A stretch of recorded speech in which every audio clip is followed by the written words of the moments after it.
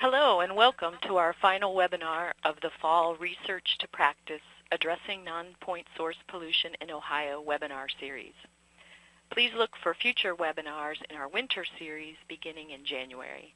This webinar is supported with a grant from Ohio EPA, their Section 319 program. I'm your host, Ann Baird, an Extension Educator with Ohio State University Extension in the School of Environment and Natural Resources.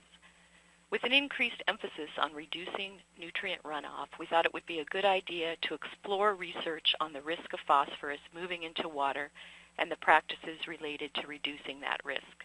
Our presenter today is Libby Dayton, a research scientist with OSU School of Environment and Natural Resources. We'd really like to hear from you today, both your questions and comments, and I want to send a special welcome to the Berkshire schools who are joining us with their environmental science class. We'd really like to get your questions, and you can enter those in the chat box on the right of your screen. There's a thin rectangular box where questions and comments can be entered throughout the presentation, and we'll pose them to Libby at the end. Without any further delay, I'd like to turn it over to our presenter, Libby Dayton. Hi, and thank you all for joining us today. As Ann just said, I'm Libby Dayton. I'm a soil scientist in the School of Environment and Natural Resources. I have an undergraduate degree in environmental science and a master's and my PhD both in soil science, but we specialize in environmental soil science.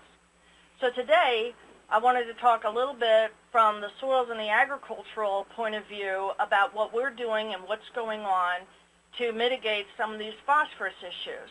So we're going to talk about the utility of a phosphorus index framework.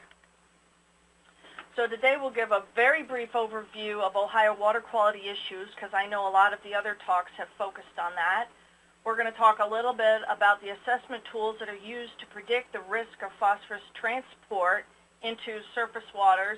And we're going to talk a little bit about the next generation of these tools that we're promoting and developing.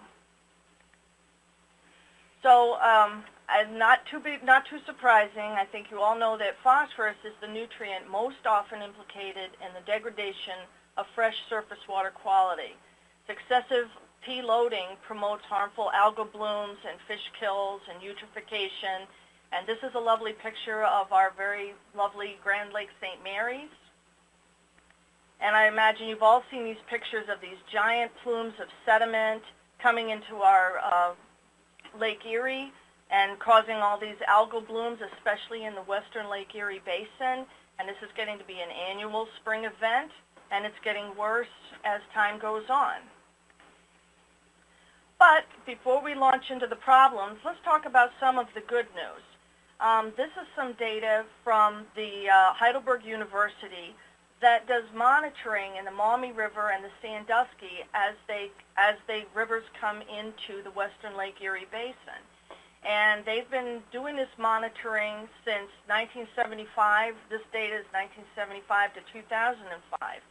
And some of the good news is that they have seen significant reductions in particulate phosphorus loading, which is the sediment loads and the phosphorus that's attached to that sediment. So coming down the Maumee on a load basis, they've seen a 33% reduction, and down the Sandusky an 18% reduction. On a concentration basis, a 37% reduction coming down the Maumee and a 27% coming down the Sandusky River. The management goal, well, there was a management goal set by the lake people. They said that the lake could manage 11,000 metric tons of total phosphorus loading every year.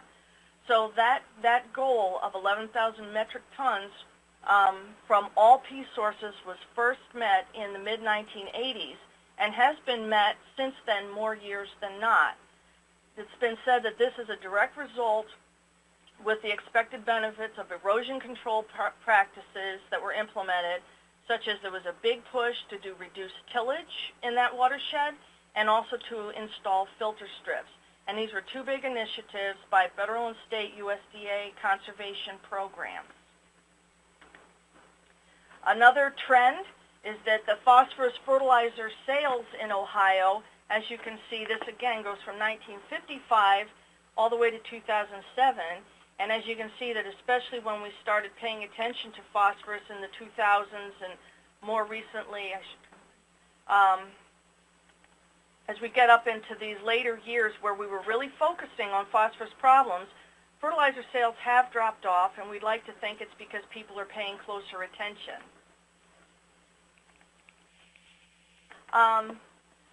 I would like to also talk about a study that we did from the Lake Erie Protection Fund.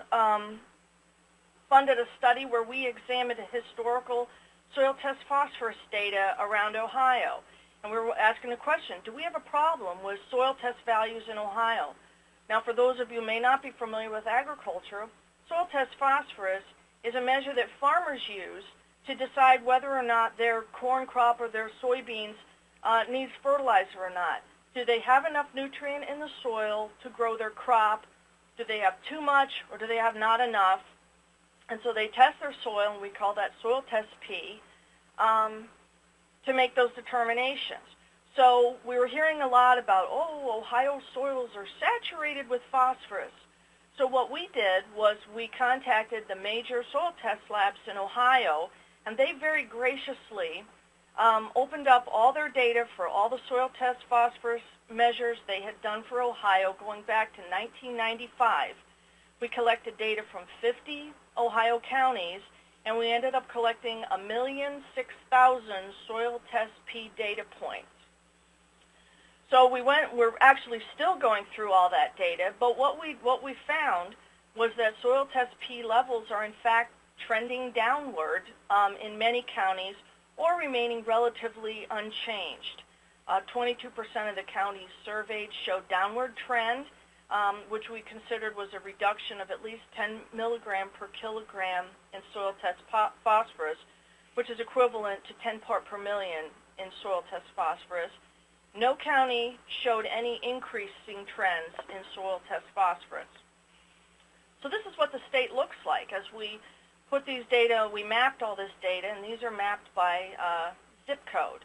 And these are our 1,006,000 data points.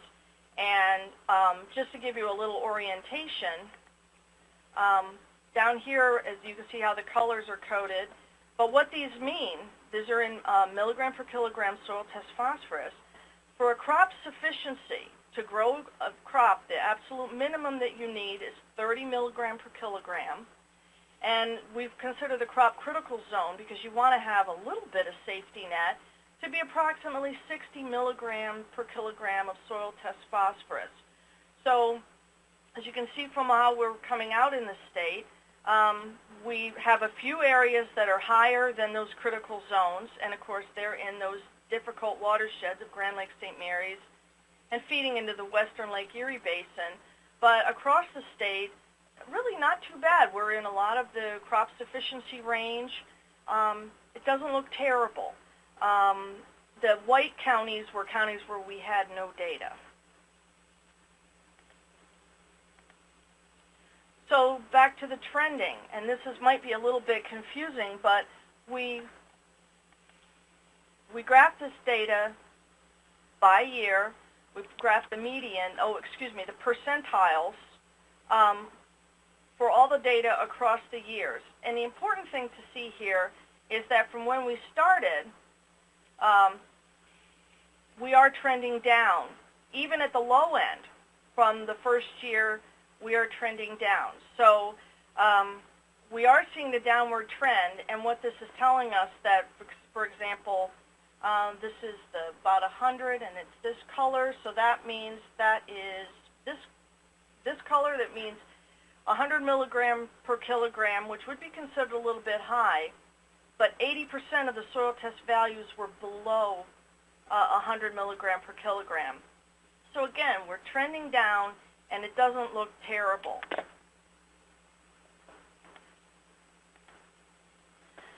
However, we still have to contend with what's happening in our surface water. We still had the horrendous summer of 2010 and last summer, and we see harmful algal blooms around the state, and we've seen some surface waters being actually closed to recreational use. So, as a result of increased surface water quality degradation, Ohio EPA convened the Lake Erie Phosphorus Task Force in 2007, of which I was a member. So for 3.5 years, we get together once a month and spend a whole day talking about everything related to phosphorus and surface water we could think of in Ohio. Our charge was to identify and evaluate potential point and non-point sources of P loading to Lake Erie. And then, of course, as time went on, we also started talking about the other surface waters, obviously, in Ohio. We issued a final report in 2010, and here's the website where you can find it. And, of course, one of our major findings was that agriculture is a primary source of phosphorus loading into Ohio surface waters. So as a result of the P Task Force, we developed research needs. And there was a consensus that we need to examine and revise the Ohio agriculture phosphorus management tools used in Ohio. So that developed into the Ohio USDA NRCS Phosphorus Risk Index Revision Team. So the goal of the Phosphorus Risk Revision Team, of which I am a member, is to validate, revise, and improve Ohio phosphorus management tools. We want these tools to be accurately predict the risk of phosphorus transport from the field into Ohio waters. We want to increase best management options that are in the index so that farmers have more choices if they have a problem. We want it to be user-friendly so that more people can use it, and it will hopefully then increase the implementation of these tools. So, what are the Ohio phosphorus management tools? In Ohio, the risk of agricultural phosphorus transport to surface water is assessed by the USDA Natural Resource Conservation Service Phosphorus Risk Index Assessment Procedure, which we just call the Ohio P Index. It can be found again here if you wanted to read the entire index. So the Ohio P Risk Index is actually very similar to P indices other states are using. This is really a national effort to try to get a handle on the risk of P transport into surface waters. So most P indices have some sort of a score, and it's some combination of transport factors that could be causing phosphorus to transport off the field into surface waters, things like the erosion potential, runoff potential, how close is a field to a drainage ditch or a stream or a pond or the lake. Do you have a filter strip, yes or no? And then also phosphorus source factors, such as how much phosphorus is in the soil. That's our soil test phosphorus.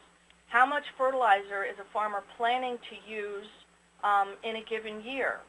And how are they going to apply that fertilizer or that manure or those biosolids? And all those things are taken into consideration, and it gives a P index score of high, medium, or low, or very high risk of phosphorus transport. So in Ohio, this is what ours kind of looks like. These are the parameters that are included, and all are calculated to come out with your P risk score. So what we're trying to do is strive to some sort of a balance between crop needs, because we have to have a sufficient amount of phosphorus to grow our crops, versus environmental risk, where we don't want so much that we increase our risk of transport. So what are the next generations of P management tools? How can we improve on what we've already got? We have a framework in place, but this is where we're kind of heading. We need an Ohio P Risk Index that accurately predicts or quantifies the risk of P transport from fields. We are not entirely confident that the P Risk Index that we have in place is accurately reflecting what's coming off at the edge of the field. What we're learning is that a lot of what comes off the edge of the field is very much storm-driven. So we've got these big rainfall events, and we need to be really confident that our index is accounting for that correctly, and that we are accurately predicting what's coming off the edge of the field. We need to add more best management practices into our Ohio P Index. Right now, there aren't a lot included, so when you hear people talking about cover crops or drainage water control structures, controlled traffic, conservation tillage, those are all tremendous best management practices, but they need to be integrated into the Ohio P Index so make it more of a comprehensive management tool rather than simply a tool that that predicts risk of runoff. By making it more of a management tool, then if a farmer has a problem, if they have a high score, if they've got a problem, they'd have tools to choose from. So even though they may not be able to reduce the amount of phosphorus in their soil, they could reduce the risk of that phosphorus transporting off of that field into surface waters. And again, by developing a user-friendly online GIS-based tool for farmers to use, we hope to increase implementation so that any farmer could easily go online, find their field, all of the soil survey data from their field would load into that program. Then they could put in their field-specific information, such as their soil test P, what their plans are for that year. Are they going to apply fertilizer? Are they going to apply manure?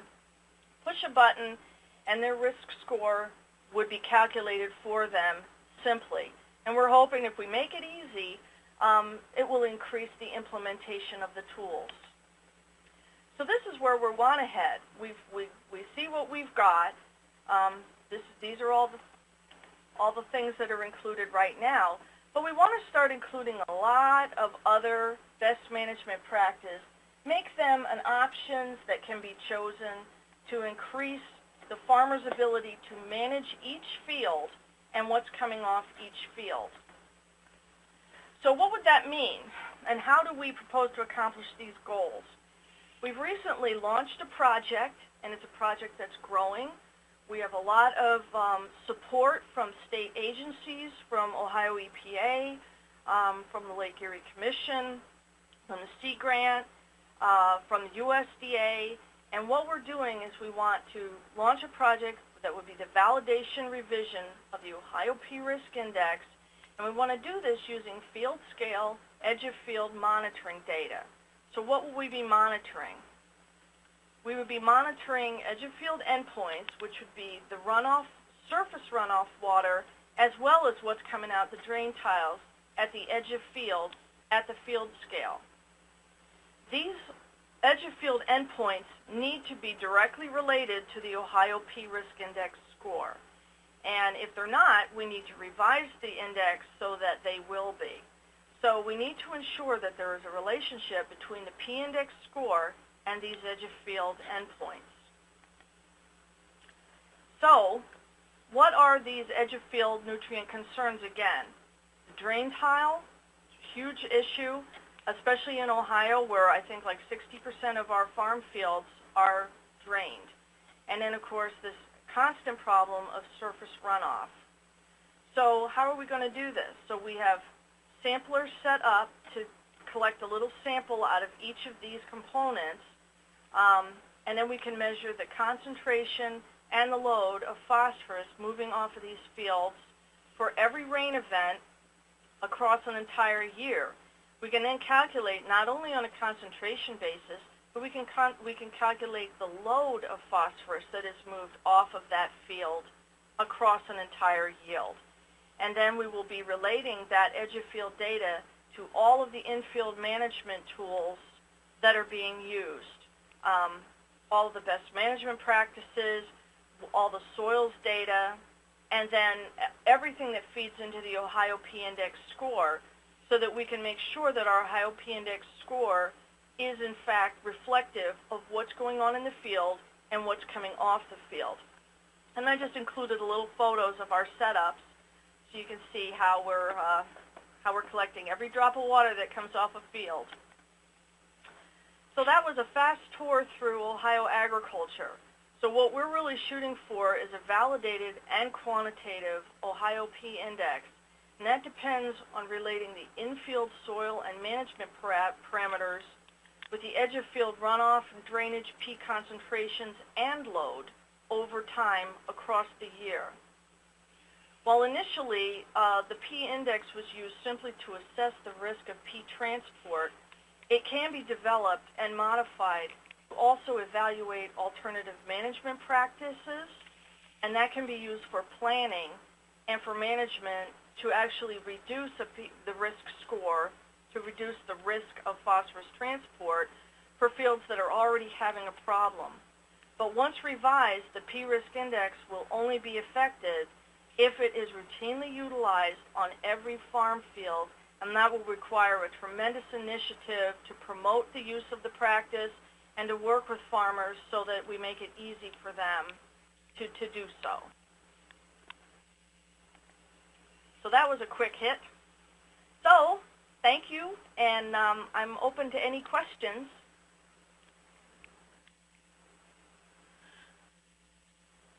Well, thank you, Libby. We have a couple of questions here. The first questions just regard where, with the current risk assessment tool, where have the scores been calculated and how did they look? If you could just review that. Well, that is a really good question, and I will say that I've been asking that question because one of the first things we wanted to do was review what's going on with the scores. There isn't a central repository for that information. And so right now, the main groups that are using that information are the concentrated animal feeding operations, in that they have limits on their score. And so they do routinely run this. The other people that are using this are anybody who wants to participate in any NRCS conservation program, like the EQIP programs. Anybody wants to do any cost sharing. But again, the only requirement for that is that they do a nutrient management plan, of which this is an integral part of. But that data is not available to the public. So I don't know the answer to that question. I don't know how the scores are coming out. We have a question about source. You had mentioned a variety of sources for runoff of phosphorus. One question was, what is the level of knowledge now on the contributions from large storms? And there's a second part to that about if you're aware of any research being devoted to learning more about this. From the large storms? Mm-hmm. The Heidelberg University has been doing the tributary monitoring, as I think in one of my earlier slides, since like 1975. And that's what they track, is what's coming down the tributary, which are the large rivers that feed into the lake. And so there's a lot of information. I think I put the citation for that paper in the slide presentation if anybody wanted to look up that paper. And I think that was an overview of a lot of the data they've been collecting. But they will actually show you the hydrographs where it shows the spikes during storm events of the nutrients coming down the river. And so we are really lucky to have that resource in Ohio, that we can see these big storm events. What we need to do now, and what I'm trying to do, is back up a step and say, well, how is that affecting the edge of the field? Not at the watershed scale, but backing up a step. But there is that data out there, and I think it's in that paper. Is there any chance, or from your familiarity right now, how would you describe the interest level of farmers in participation, just based on what you've heard so far? I think the interest level from the farmers is surprisingly high. I think the farmers, from what I've seen, they're kind of frustrated because they feel like they're following the guidance that they've been given, and yet we continue to have these water quality problems. So they always have a target. They're always targeted, and they're the villain, and yet I think they're frustrated because they don't know what else to do. So right now, the biggest supporters of our effort have been the large agriculture commodity groups.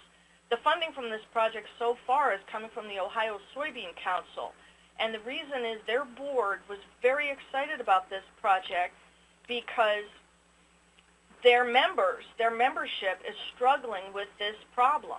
And they know they have to do better, but they don't really know how. And so they're hoping that we're going to give them a powerful tool so that they can do better, so they can defend themselves, but they also could reduce the risk of their transport. We're also working with corn and wheat. I have a meeting later this week to meet with pork and dairy. So the commodity groups, the farming groups, have been tremendously supportive. This is along that line. We had a question about when will this be available, and I think that means the risk tool as it exists now. The risk tool is functioning right now. I put the website of where you can find information about that. But right now, anytime a farmer develops a nutrient management plan, they are running this tool. So it will continue to run. What we're going to be doing is trying to improve how it's functioning as we continue to run it. Right now, I don't know if you all are aware of the distressed watershed rules that have been implemented in the Grand Lake St. Mary's area. One of the primary aspects of that rule is they're asking every farmer to develop a nutrient management plan. And they've had tremendous participation. I mean, they're practically going door to door asking farmers, do you have a nutrient management plan? If you don't, can we do one? And they're all signing up and they're doing it.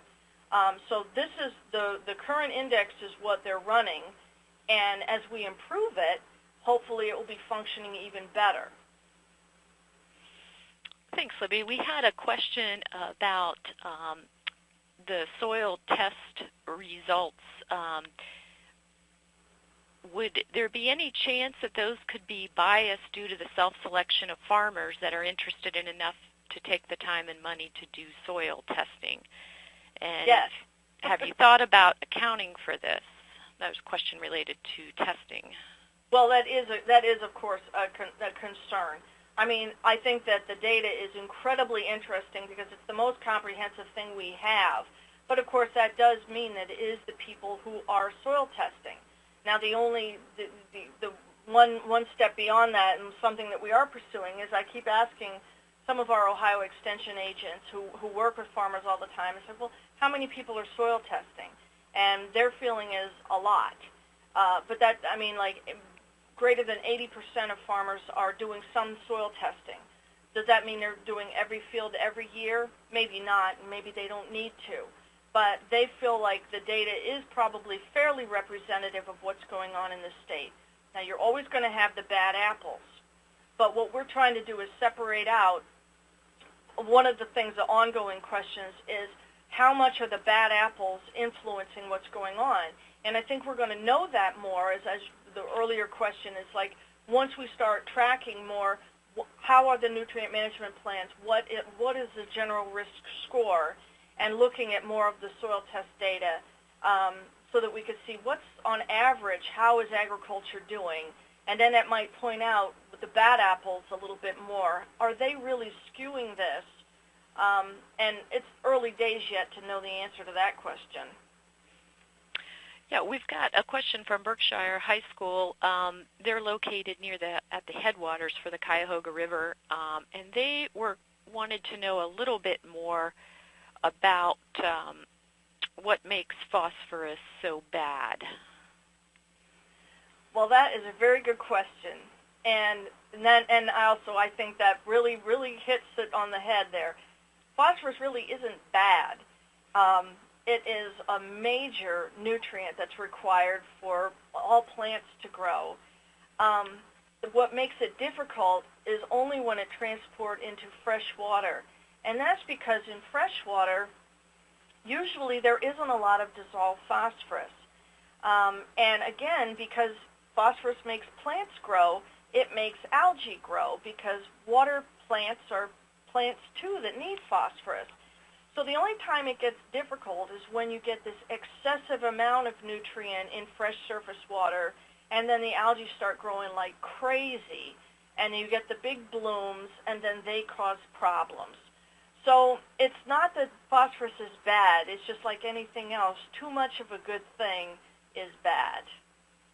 Now, in marine situations, you hear about the Gulf of Mexico, you hear about even the Chesapeake Bay. In marine situations, what's usually limiting is nitrogen more than phosphorus. And so for them, they're struggling more with nitrogen. So it's, again, too much of a good thing is what makes it bad, but we all need our nutrients. I'm wondering, Libby, if you could go back to the slide which has the website with the tool. We can also, of course, put that link available to people when we post the slide. This webinar series will be posted on the Ohio Watershed Network shortly after this conference today, but I wanted to give people a chance to jot that down, or at least part of that down. It's a long one, but that's where it is. And if anybody wants to send me an email, I have it, and I would be happy just to paste it and send it, because sometimes it is a little hard to find on there, right there, but my email address is there. If anybody wants, I'll just send it to them. And so a little more of the details on how everything is calculated through. And then we had, you've covered a bit of this, but if you could just describe again, what are we presently doing to monitor farm runoff? Really nothing. I mean, right now, monitoring farm runoff is like gigantically expensive, and which is why we're having such a we're making a heroic effort to try to fund this work. It costs $25,000 per field just for the monitoring equipment. So we are struggling, and we aren't the only ones. Nationally, this is a big frustration. And the only way to crack this is if we have a better understanding of that edge-of-field, field-scale data. So we are really pushing here in Ohio to start monitoring some of these fields. Now, there have been a few efforts and actually one of my collaborator, Kevin King, USDA Agriculture Research Service, who works for the National Drainage Lab, and a lot of those pictures that I showed were him and fields that they have going in the upper Big Walnut Creek, where they've been looking actually at atrazine. But now we're shifting that gear to look at nutrients. And we're hoping to set up more of these, especially in the Grand Lakes St. Mary's watershed and in the Northwest Ohio. But any farm field in Ohio would be fair game to monitor. And that's the data that we really need to start doing more collection of. And also, thanks, and I noticed Brian has posted that website that gets you to the tool in the chat box. And then we have a specific question, Libby, if you don't mind going back to the STP monitoring trends that had been going down in the two rivers. Someone had a pretty specific question about, have any specific research been done looking at reduced tillage and NRCS contracts to see if there is a correlation between its increase in adoption over time and linking that to the reduction in STP? Or did this mainly focus on fertilizer sales comparison? Well, for this data, for soil test phosphorus data, I don't think is going to be directly related to tillage.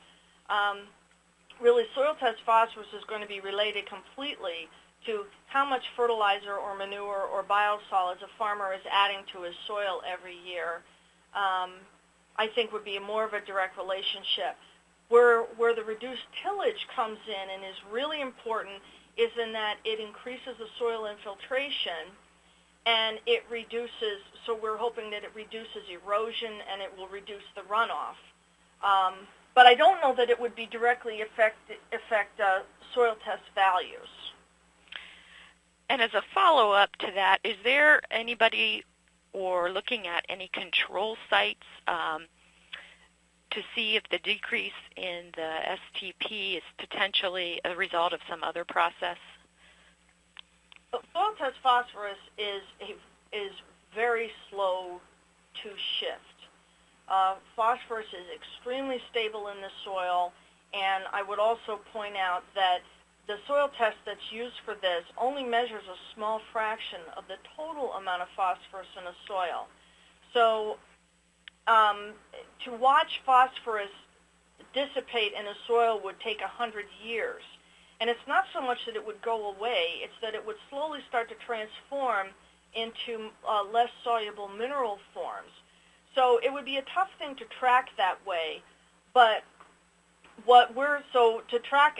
so we're not making any sweeping statements about that this is a huge trend, and we're not going to say that we're not trumpeting that this is going to give us some,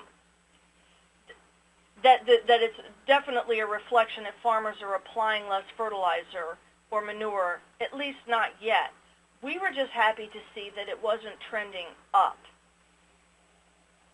if that's any help. Yeah, and this relates to this current slide. Does the soil type impact the P runoff? And if so, does that get accounted for in the index?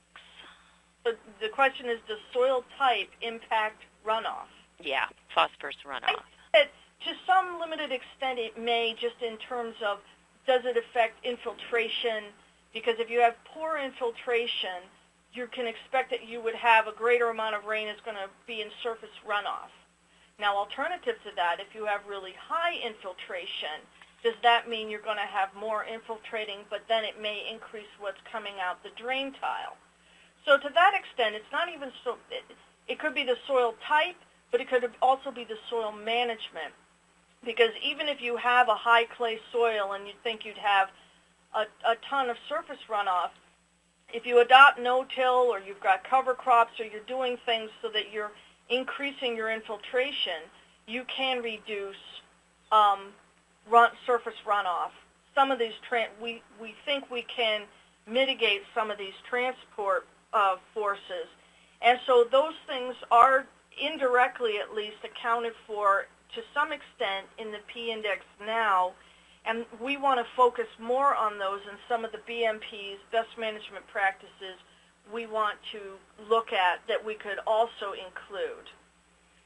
If you could go back to the harmful algal bloom slide that covered the state and where some of those incidents had been recently.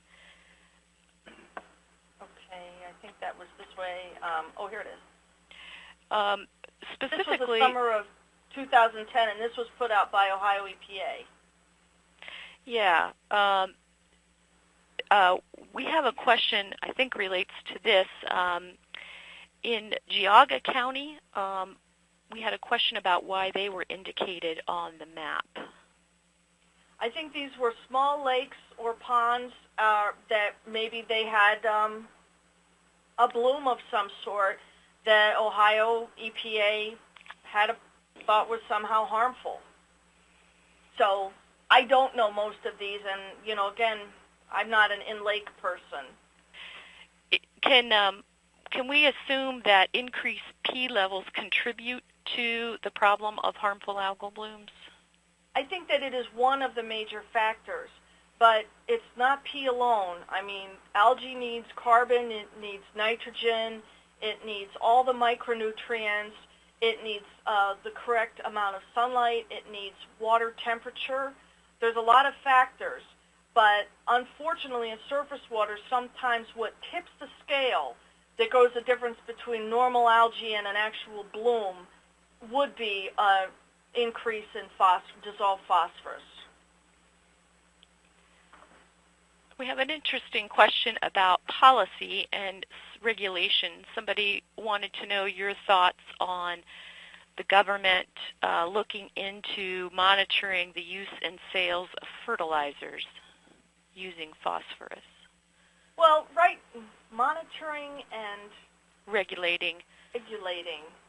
Well, right now they do monitor. As you can see, we did have some data, and Ohio Department of Agriculture monitors fertilizer sales every year in Ohio.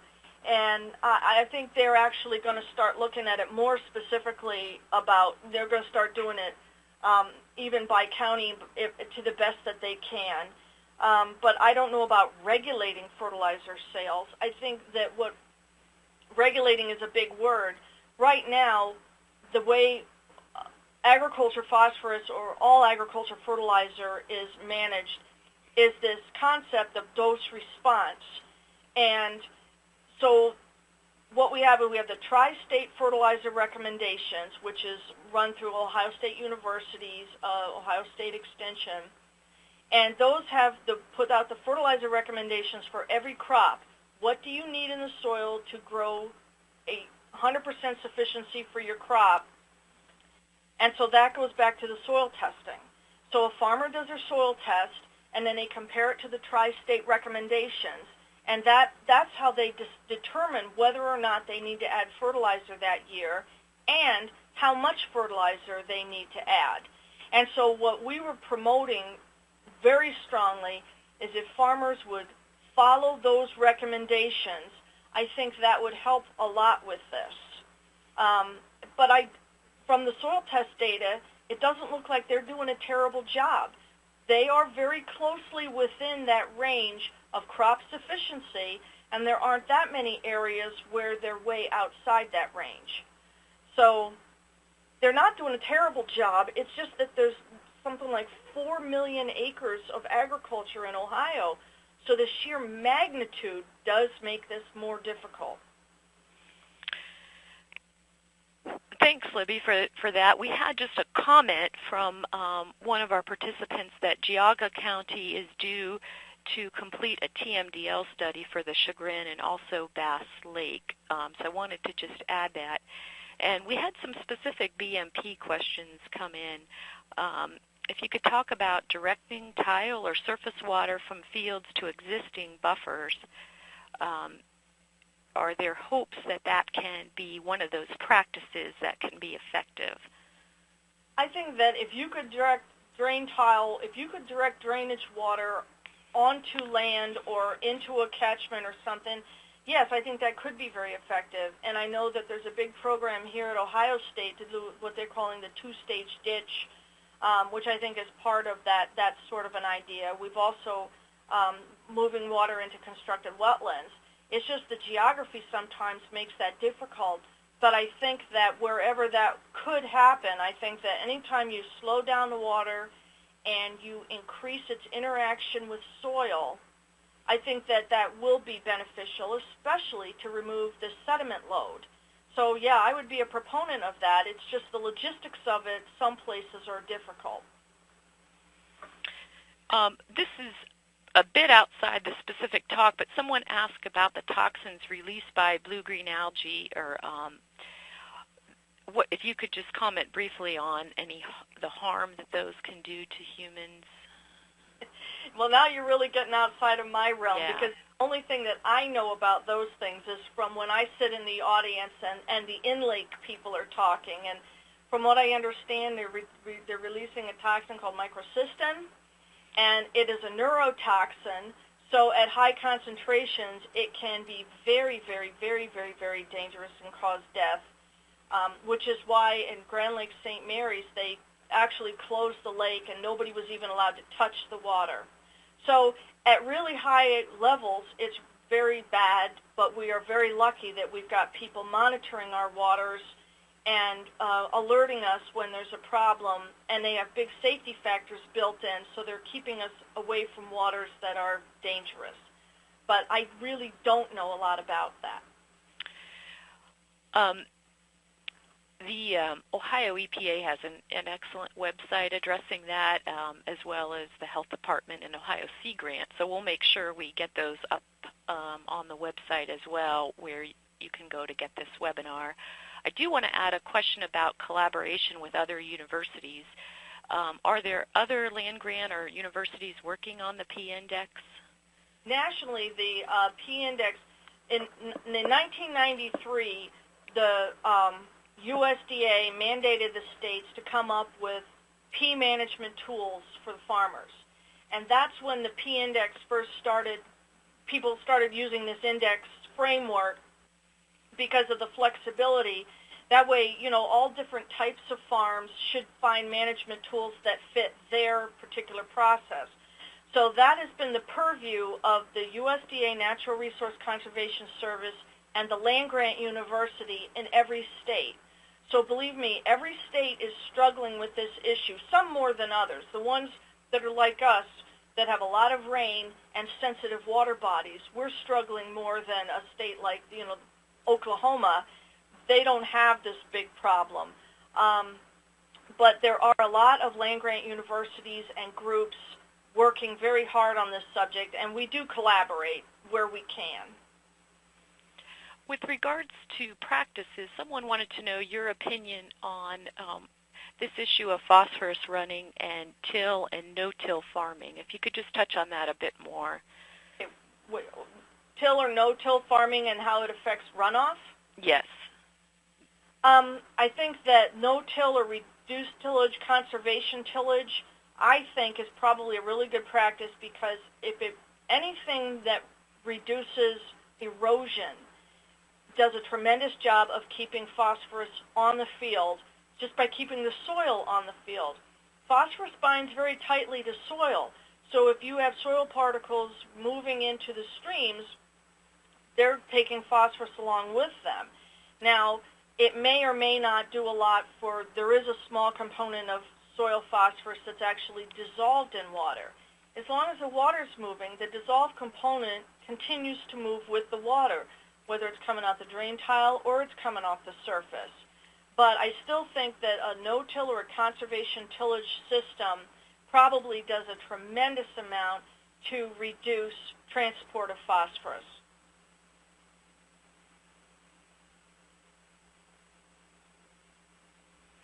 Okay, thank you. We have a couple more questions.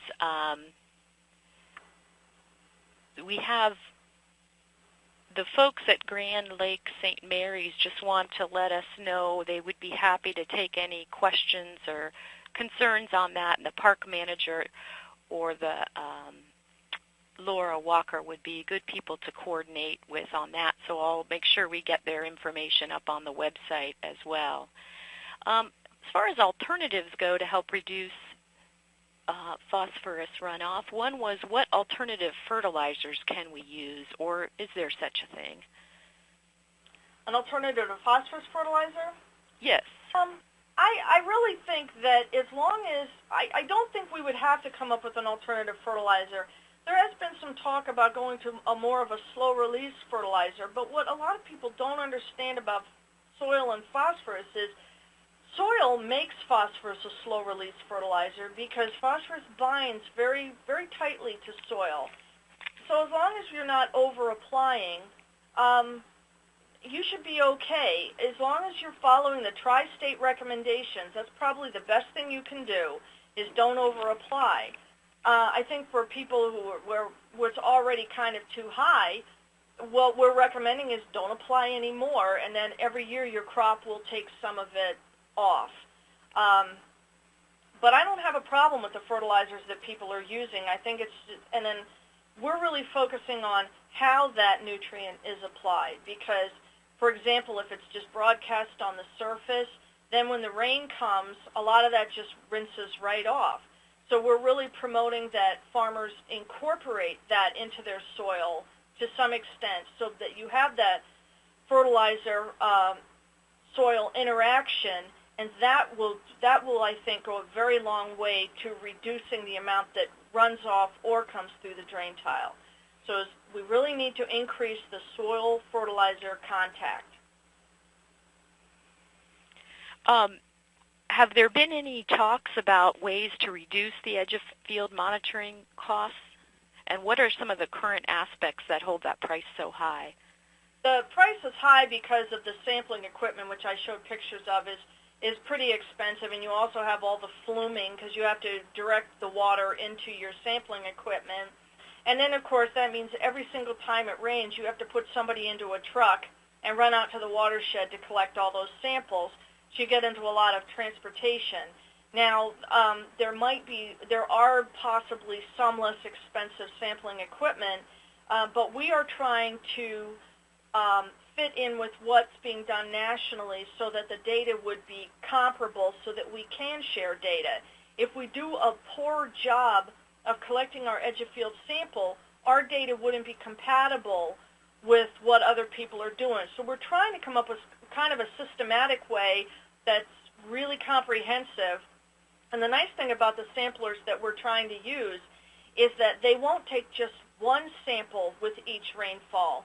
They can take up to 24. So you can see how the phosphorus is changing across each rain event, which I think is going to tell us a lot about what's going on in the field and help us to think about how can we change what's going on in the field so we can change how it's running off.